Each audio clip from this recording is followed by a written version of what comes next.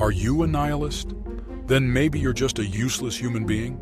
In the next couple of minutes, you'll hear Jordan Peterson's opinion on nihilism, and it might surprise you. For a long time I understood nihilism very well. I could understand its rationale, associated with the tragedy of life, associating with suffering and evil, associated with the observation of finitude and the arbitrary and unjust nature of the world. But the more I've thought about it, the less I've come to believe that there's any excuse for it whatsoever. And I think the reason for that is that it forestalls effort. It forestalls the ability to discover for yourself. Maybe there's no reason to be so goddamn hopeless, except that it's easier to be useless. Now, and I'm not, believe me, I'm not making that case. I'm not saying that that's what's besetting people who are clinically depressed, for example. That's not my point. Clinical depression is a terrible thing. There's lots of reasons to be rendered, to be tossed into a catastrophic condition. That isn't what I mean. I mean that kind of cynical, arrogant, rational, hyper-intelligent nihilism that throws the world away as if it's of little use before it's been properly engaged with.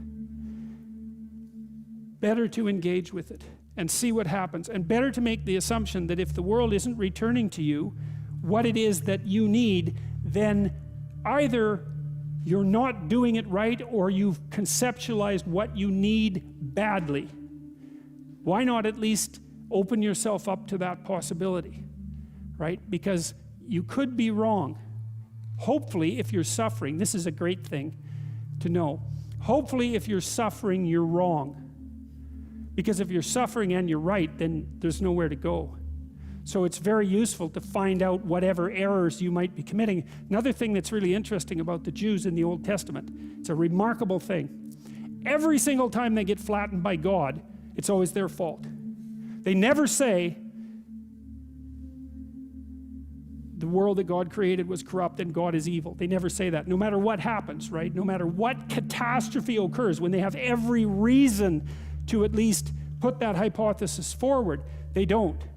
They say, we erred, we walked off the path, it's our fault.